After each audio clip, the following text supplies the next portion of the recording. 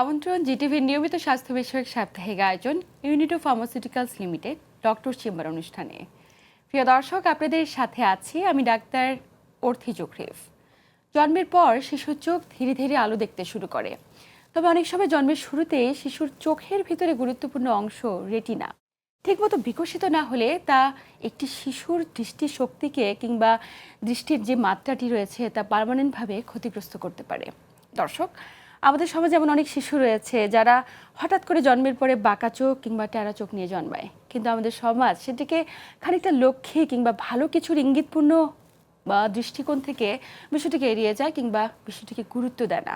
তবে এই বিষয়টিকে গুরুত্ব দেওয়া আসলে কতটুকু জরুরি, আপনার সন্তানের দৃষ্টিশক্তিজনিত দীর্ঘমেয়াদী জটিলতার এটি কতটুকু কারণ হতে পারে, আজ আমরা কথা বলবো এই প্রত্যেকটি বিষয় নিয়ে। এবং আলোচনা করবার জন্য স্টুডিওতে আমাদের সাথে উপস্থিত রয়েছেন দুইজন স্বনামধন্য বিশেষজ্ঞ চিকিৎসক। উপস্থিত আছেন ডাক্তার তানজিনা ইসলাম, অ্যাসোসিয়েট প্রফেসর ও রেটিনা স্পেশালিস্ট, বারডিম জেনারেল হসপিটাল। এবং আমাদের সাথে আরও উপস্থিত রয়েছেন ডাক্তার মামুনুর রশিদ চৌধুরী, যিনি consultant paediatric ophthalmologist, Bangladesh eye hospital, Mirpur. দুজনকে স্বাগত আমাদের আজকের আয়োজনে। ধন্যবাদ। খুব চমৎকার বিষয় নিয়ে শুরু করছি আজকের আলোচনা। রেটিনা নিয়ে একটু জানার আছে। আমরা তো অনেকে জানি দৃষ্টিশক্তিজনিত সমস্যা, বাঁকা চোখ, টেরা চোখ, লক্ষ্মী টেরা, অনেক কিছু নিয়ে আলোচনা করব। কিন্তু শুরুতে ম্যাডাম আপনার কাছে জানবো যে রেটিনা বলতে আমরা কি বুঝি এবং একটি শিশুর কিংবা একজন মানব দেহের দৃষ্টিশক্তিতে রেটিনার অবদান কতটুকু? রেটিনা হচ্ছে চোখের সবচেয়ে সংবেদনশীল একটি অংশ, একদম ভেতরের একটি অংশ, যা সামনে থেকে আমরা চোখে দেখি না। আমাদেরকে রেটিনা দেখার জন্য বিভিন্ন যন্ত্রপাতি ব্যবহার করে রেটিনা দেখতে হয়। রেটিনার কাজ মূলত আমাদের চোখে যে আলোটা পড়ছে সেই আলোটা আমাদের কর্নিয়া, লেন্স ভেদ করে রেটিনাতে যেয়ে পড়ে এবং রেটিনাতে পড়বার পরে এই আলোটার যে প্রতিফলন হয় সেই প্রতিফলনটা ব্রেনে যায়। ব্রেন তখন বোঝে যে আমি আসলে কি দেখছি। তখন ব্রেন বুঝে যায় যে হ্যাঁ, আমার সামনে একটা গ্লাস আছে বা আমার সামনে একটা বই আছে। তো রেটিনার কাজ হচ্ছে যে আলোর প্রতিফলন চোখের ভেতরে পড়ছে সেই আলোটাকে দেখার উপযোগী করে আমাদের ব্রেনে পাঠানো। এবং এই রেটিনা হচ্ছে আমাদের ব্রেনেরই একটি অংশ। রেটিনা যদি কোনো কারণে কোনো রোগে নষ্ট হয়ে যায় তবে এই রেটিনাকে আর পূর্বের অবস্থায় ফেরত আনা যায় না। স্যারের কাছে যেতে চাই যে স্যার, লক্ষ্মী টেরা আমাদের সমাজে খুব প্রচলিত একটি ওয়ার্ড, কিন্তু বাঁকা চোখ কিংবা টেরা চোখকে যে লক্ষ্মী টেরা বলে আখ্যায়িত করা হয়ে থাকে, এটা কি আসলেই লক্ষ্মীজনিত কোনো কিছু? সাধারণত টেরা চোখ বলতে আমরা যেটা বুঝি যে সাধারণভাবেই আমরা মানুষ দুটো চোখ নিয়ে জন্মাই এবং চোখ দুটো সোজা থাকে। তো যখনই দেখা যায় যে একটা চোখ সোজা, অন্য চোখটা সোজা নেই, আইদার বাইরের দিকে বা ভেতরের দিকে, তখন এটা লক্ষ্মী টেরা নামেই সমাজে প্রচলিত। আসলে এটা কোনো সৌভাগ্যের কিছু না আসলে, বরঞ্চ এটা একটা রোগ এবং যেটার চিকিৎসা করা আসলে খুবই জরুরি যে কোনো বয়সে। কিন্তু ম্যামের কাছে জানবো যে ম্যাম, আমরা তো রেটিনা নিয়ে আলোচনা করছি, একজন ব্যক্তির রেটিনায় বা একটি নবজাতকের রেটিনায় কী কী ধরনের জটিলতা নিয়ে জন্মাতে পারে শিশুটি? রেটিনাতে কয়েকটা ধাপের কথা আমি বলে দিচ্ছি। প্রথমত যে বাচ্চাটি যখন ডেলিভারি হচ্ছে সেই ডেলিভারির সময় তার যদি কোনো আঘাত লাগে অথবা ডেলিভারিতে অনেকক্ষণ ধরে ডেলিভারি হচ্ছে, সেক্ষেত্রে দেখা যায় যে বাচ্চার রেটিনায় একটা রক্তক্ষরণ হতে পারে। এটা এত ভয়ের কিছু নয়। এই রক্তক্ষরণটা আসলে আস্তে আস্তে চলে যায়, খুব যদি সিভিয়ার রক্তক্ষরণ না হয়। এটি একটি। দ্বিতীয়টি হচ্ছে কিছু জেনেটিক কারণে রেটিনাতে কিছু ডিজিজ হয়, সেটাকে আমরা বলি এক্সোডেটিভ ভিট্রিওরেটিনোপ্যাথি, ফ্যামিলিয়াল এক্সোডেটিভ ভিট্রিওরেটিনোপ্যাথি। এটিও শুরুতে খুব অল্প পরিমাণেই থাকে, যদি কোনো কারণে এটার কোনো কমপ্লিকেশন ডেভেলপ না করে এটা শুধু অবজারভেশনেও রাখা যায়। তৃতীয় যেটির কথা বলবো সেটি হচ্ছে রেটিনোপ্যাথি অফ প্রিম্যাচুরিটি। এই ব্যাপারটিকে আসলে আমরা একটু সিরিয়াসলি নিই, কেন কি এই বাচ্চাগুলোকে যদি সময় মতো চিকিৎসা করা না যায় তবে এই বাচ্চাগুলো সারা জীবনের জন্য অন্ধত্ব বরণ করে। মানে এমন একটা রোগ যেটি অন্ধত্বের অন্যতম কারণ হতে পারে একেবারে। এবং আরও একটা কথা এখানে বলা খুবই জরুরি, সেটি হচ্ছে এটাকে আমরা প্রিভেন্ট করতে পারি। সময় মতো বাচ্চাটাকে দেখা, সময় মতো বাচ্চাটাকে চিকিৎসা করা, এবং সময়টা হচ্ছে 1 মাস।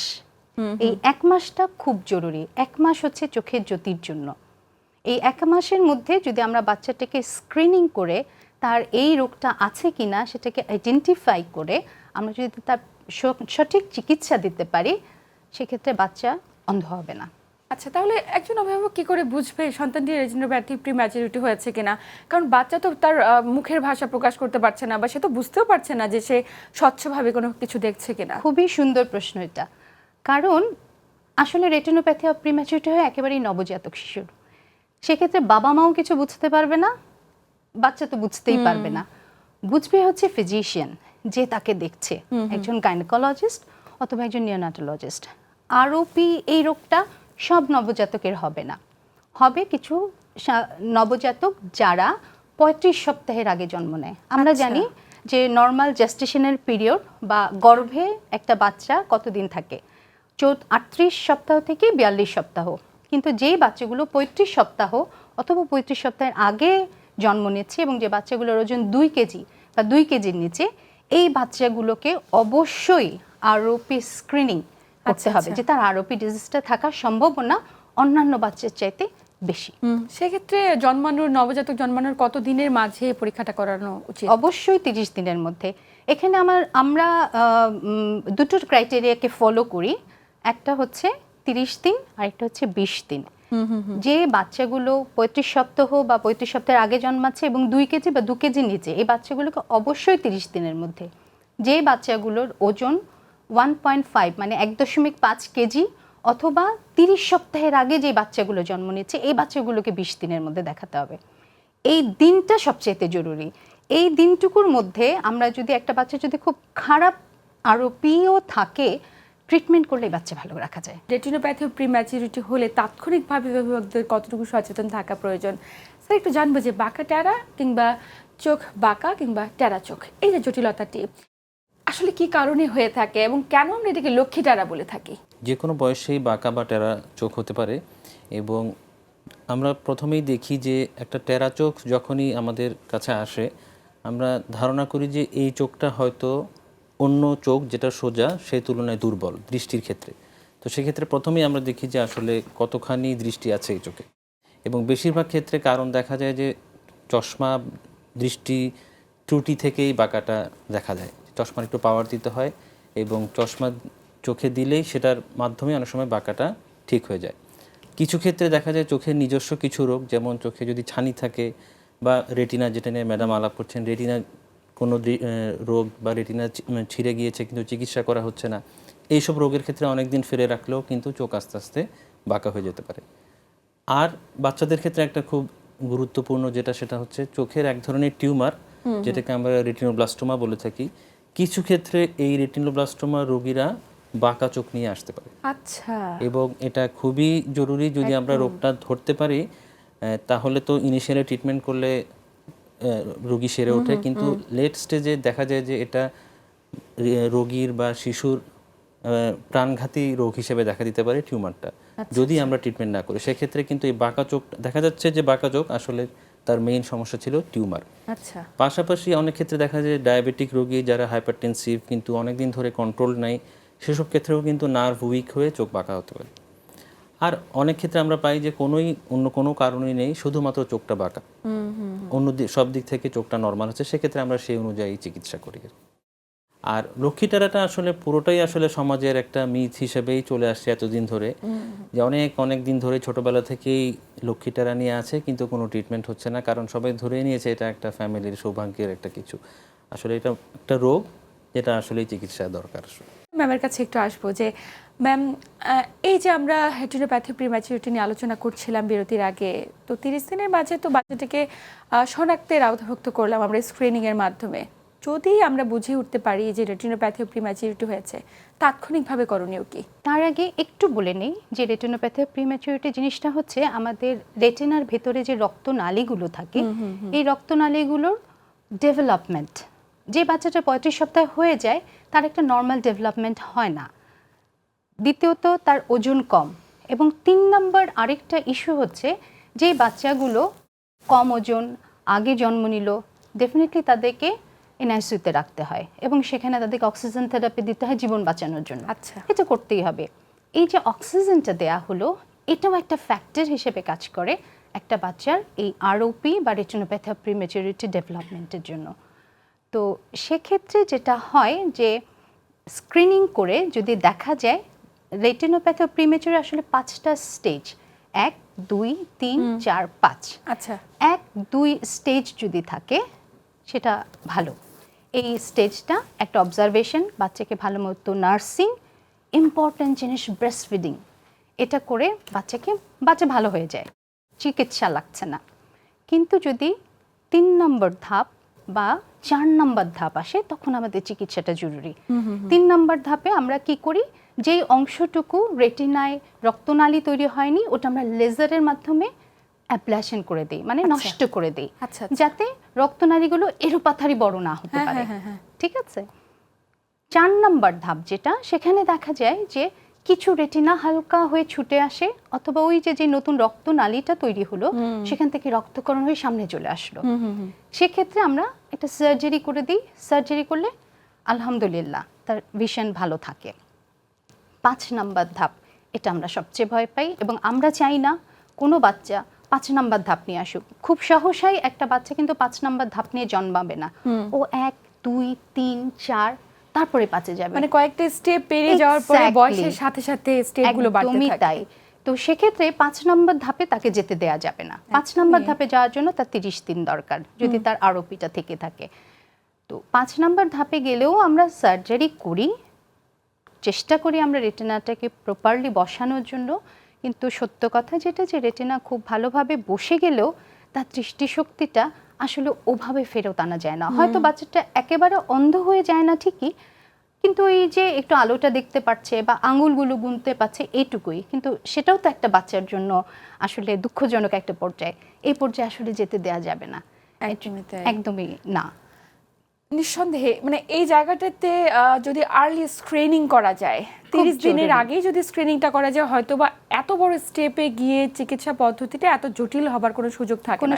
এখানে আরেকটা কথা বলে রাখি, যেগুলো হয়তো 28 সপ্তাহে হয়ে গেছে বা 25 সপ্তাহে হয়ে গেছে, এই বাচ্চাগুলোর আরো খারাপ থাকে, সেটাকে আমরা বলি AROP, মানে এগ্রেসিভ, যেটা অনেক বেশি খারাপ।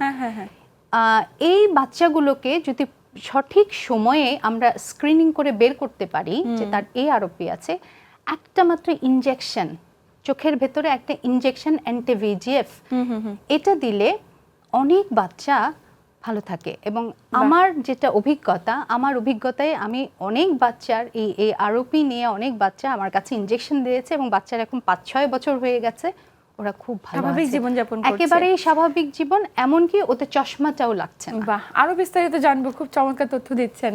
একটু স্যারের কাছে যাবো যে স্যার, এই যে বাঁকা চোখ, টেরা চোখ এগুলো হয়েছে, কিন্তু এই সমস্যাগুলো নিয়ে দীর্ঘদিন পার করে দিচ্ছে এমন অনেক বাচ্চা আছে, ক্লাস 9-10-এ উঠে গিয়েছে কিন্তু এই সমস্যাগুলো ক্যারি করছে। আসলে কি পাওয়ার জন্য তো কোনো সমস্যা হতে পারে এটার কারণে? বেশিরভাগ ক্ষেত্রেই আমরা দেখি যে বাঁকা চোখের সাথে থাকে দৃষ্টিহীনতা, যে ওই চোখটাতেই বাচ্চা বা যে কোনো বয়সেই দৃষ্টি একটু কম থাকতে পারে। সেক্ষেত্রে আমরা প্রথমেই আমাদের টার্গেট থাকে যে দৃষ্টিটা কারেক্ট করা, সেটা চশমার মাধ্যমে হোক বা অন্য যে কোনো পদ্ধতিতে হোক। চশমা দিয়ে যদি ওই চোখে ভালো দৃষ্টি এনে দেওয়া যায় তাহলেই কিছু বাঁকা নিজে নিজেই ঠিক হয়ে যায়। আচ্ছা আচ্ছা।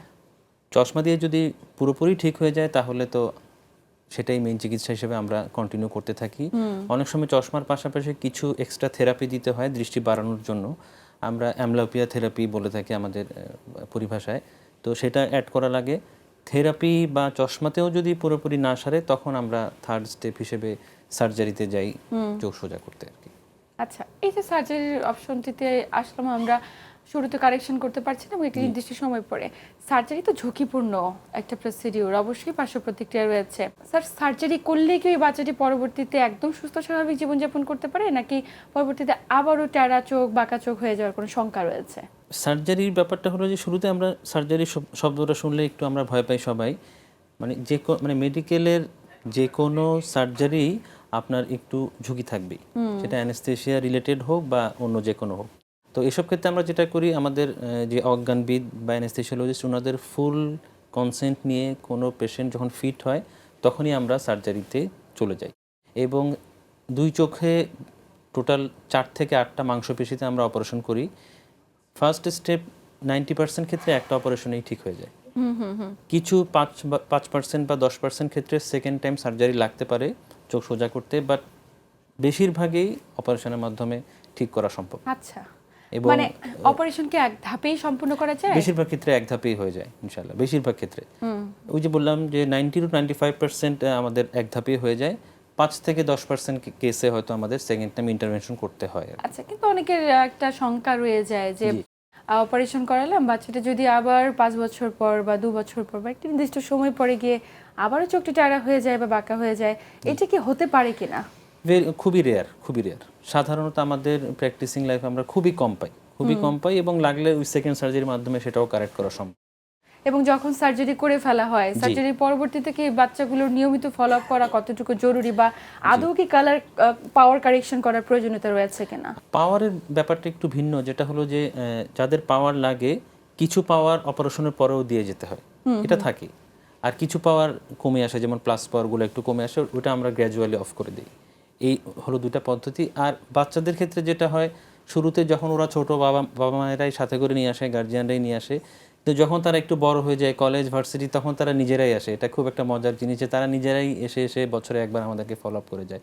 এবং ওরা খুবই সিনসিয়ারলি পেশেন্টটা আসে অপারেশনের পরে। এবং আমরা বলি যে প্রথম 3-4 বছরের পরে বছরে একবার করে আসলেই হবে এই আর কি। রেটিনোপ্যাথি প্রিম্যাচুরিটি হলে আসলে কখন বাবা মারা সচেতন হবেন এবং তাৎক্ষণিকভাবে গুরুত্ব দেওয়া কতটুকু জরুরি? একটি সন্তান বা একটি নবজাতক যদি ধরা পড়ে যে তার রেটিনোপ্যাথি প্রিম্যাচুরিটি হয়েছে, বাংলাদেশের প্রেক্ষাপটে চিকিৎসা পদ্ধতির সুবিধাগুলো কি কি রয়েছে? আচ্ছা, প্রথমত বললাম ওই 5টি ধাপ অনুযায়ী চিকিৎসা হয়। প্রথম 2টো ধাপে আমরা একটু অবজারভেশনে রাখি, বাচ্চাকে প্রপার ব্রেস্ট ফিডিং, তার প্রপার নার্সিং, এই জিনিসগুলো মেনটেন করি। 3 নম্বর ধাপটি যখন আসে আমরা লেজার থেরাপি দিই। 4 নম্বর ধাপটি এবং 5 নম্বর ধাপটির ক্ষেত্রে আমাদেরকে সার্জারি করতে হয়।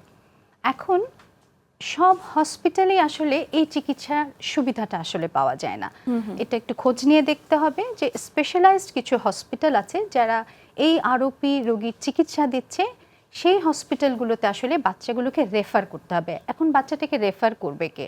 বাচ্চাটাকে বাবা মা আসলে এই জিনিসটা বুঝবেন না, এটা বুঝতে হবে একজন নিওনাটোলজিস্ট যিনি, কেন কি এনআইসিইউতে উনি বাচ্চাটাকে দেখেন, আসলে প্রাথমিক চিকিৎসা উনিই দেন। পরবর্তীতে আমরা অপথ্যালমোলজি যারা করছি তাদের কাছে উনি পাঠান, রেফার করেন আরওপি স্ক্রিনিংয়ের জন্য।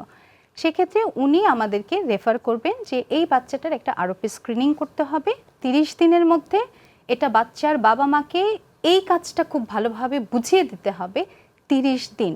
অনেক বাচ্চার বাবা মা এমন আছে হয়তো চিকিৎসক বলে দিয়েছেন যে আপনি আসবেন, কিন্তু দেখা যাচ্ছে উনি 2 মাস 3 মাস 4 মাসের মাথায় আসলেন। যখন আসলেন তখন পুরা রেটিনাটা ছুটে সামনে লেন্সের পিছনে জমা হয়ে গেছে, মানে স্টেজ 5 আরওপি সার্জারি করেও এই বাচ্চাকে দৃষ্টিশক্তি দেওয়াটা সম্ভব হয়ে ওঠে না। এটা খুবই দুঃখজনক, খুবই দুঃখজনক। এবং এই জায়গাটাতে অবশ্যই একজন বিশেষজ্ঞ চিকিৎসকের প্রপারলি কাউন্সেলিং করাটা খুব বেশি জরুরি। তার জানাটা এবং তার কাউন্সেলিং করাটা খুব জরুরি। খুব চমৎকারভাবে বলেছেন স্যার। আমরা বাঁকা চোখ টেরা চোখ নিয়ে আলোচনা করছিলাম বিরতির আগে। একটু জানতে চাই, যদি সঠিক সময়ে আমরা চিকিৎসা না করি, একটি সময় পেরিয়ে যায় এবং অপারেশনের আওতাভুক্ত কিন্তু ভয় বা আতঙ্কের কারণে অপারেশনটি করছে না, কিংবা হেলামো করছে, অবহেলা করছে, শুধুমাত্র চশমা দিয়ে পাওয়ার কারেকশন করছে, তাতে করে কি জটিলতা হতে পারে? টেরা চোখ যদি আমরা ঠিক না করি তাহলে আসলে 2 ধরনের সমস্যা। একটা দিক হলো যে আসলে আমরা দুটো চোখ সোজা নিয়েই জন্মাই, এর একটা কারণ আছে। কারণ হলো যে দুটো চোখ দিয়ে আমরা একটা জিনিসই দেখি, আমাদের সামনে হোক যে কোনো সাইডে হোক। তো ওই জিনিসের ক্ল্যারিটি বোঝার জন্য 2টা চোখ একই সাথে তৈরি হওয়া ছোটোবেলা থেকেই জরুরি। এটাকে আমরা বলি বাইনোকুলার ভিশন। তো ছোট বয়সেই যদি ওইটা না হয়, একটা চোখ দিয়ে দেখছে সোজা আর একটা চোখ বাঁকা থাকে, তাহলে ওই ভিশনটা ডেভেলপ করে না। তখন যেটা হয় যে রাস্তাঘাটে চলাচল করা, সিঁড়িতে উঁচু নিচু বিভিন্ন নিখুঁত জিনিসগুলা ওভাবে মানে বাঁকা চোখের রোগীর ক্ষেত্রে ওইটা এভিডেন্ট হয় না। তো সেক্ষেত্রে এটা একটা দিক।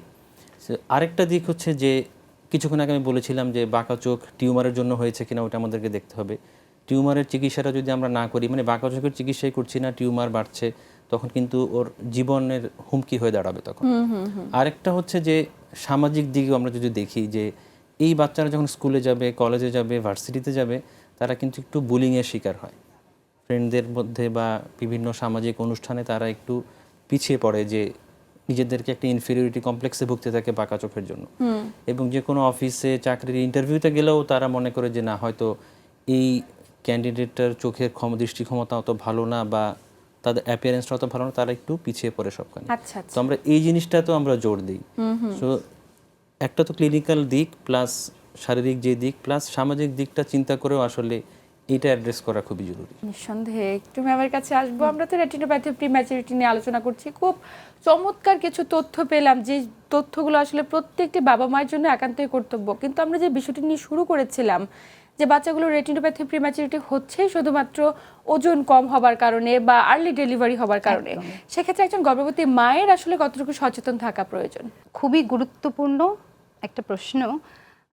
সাথে সাথে এটাও বলতে হবে যে আমাদের দেশের সামাজিক প্রেক্ষাপটে আসলে গর্ভাবস্থায় একজন মাকে আমরা কতটুকু সহযোগিতা করব এই মানসিকতাটুকু আমাদের থাকতে হবে। নিঃসন্দেহে। হ্যাঁ, কেন কি একটা মার নিউট্রিশন, একটা মার শারীরিক অবস্থা, যে তার ডায়াবেটিস আছে কিনা, তার প্রেশারের সমস্যা আছে কিনা, কেন না গর্ভাবস্থায় দেখা যায় যে হয়তো ওনার ডায়াবেটিস ছিল না কিন্তু গর্ভাবস্থায় তার ডায়াবেটিস হয়ে গেল, তার প্রেশারের প্রবলেম কখনো ছিল না কিন্তু গর্ভাবস্থায় তার প্রেশার হয়ে গেল, তার এক্লামশিয়া, প্রি এক্লামশিয়া এই জিনিসগুলো হওয়ার একটা চান্স হয়ে গেল। একদম। তাতে করে হয় কি এই বাচ্চাগুলো আগে জন্মে যাচ্ছে। কেন কি একটা ডায়াবেটিক মার যে পরিমাণ সুস্থ থাকলে সে একটা সুস্থ বাচ্চা সুস্থ সময়ে জন্ম দিবে সে সেটা পারে না। তারপরেও হয়তো কোনো কোনো বিশেষ কারণে কোনো কোনো বাচ্চা আর্লি জন্ম নেয়, বিভিন্ন শারীরিক কন্ডিশন যেগুলোর আসলে প্রপার ট্রিটমেন্ট হয়তো নাই। তো সেক্ষেত্রে যদি হয় সেক্ষেত্রে ফিজিশিয়ান যিনি আছেন, যিনি বাচ্চাটাকে প্রথম দেখছেন, গাইনোকোলজিস্ট, উনি জানাবেন আপনার মা আপনার বাচ্চাটা কিন্তু দ্রুত হয়ে যাচ্ছে, কম ওজন হচ্ছে, আপনি অবশ্যই একজন চক্ষু বিশেষজ্ঞ দেখাবেন যিনি রেটিনা স্পেশালিস্ট এবং যিনি আরওপি করেন। একদম আলোচনার শেষ প্রান্তে খুব চমৎকার কিছু তথ্য পেলাম, একদম নবজাতক শিশুর ক্ষেত্রে, একটু বয়োজ্যেষ্ঠ বা মাঝবয়সী বাচ্চাদের ক্ষেত্রে যে বাঁকা চোখ, ডারা চোখ কিংবা রেটিনোপ্যাথি প্রিম্যাচুরিটি, প্রত্যেকটি দর্শক আপনাদের এই তথ্যের দ্বারা অনেক বেশি উপকৃত হয়েছে। আমরা একদম আলোচনার শেষ প্রান্তে দুজনকে আন্তরিক ধন্যবাদ। আপনাকে অনেক ধন্যবাদ। প্রিয় দর্শক, এই ছিল আমাদের আজকের আয়োজন। আসুন একটি শিশু জন্মের সাথে সাথে একজন অভিভাবক হিসেবে আমরা একটুখানি সচেতন হই যে সন্তানটির চোখে দৃষ্টিশক্তিজনিত কোনো জটিলতায় ভুগছে কিনা, তাহলে হয়তো বা আমরা স্ক্রিনিং আওতাভুক্ত করব এবং সেক্ষেত্রে সন্তানটি সুন্দর এবং সুস্থভাবে পৃথিবীর আলো দেখতে পারবে। সবাই ভালো থাকুন, সুস্থ থাকুন এবং জিটিভির সাথেই থাকুন।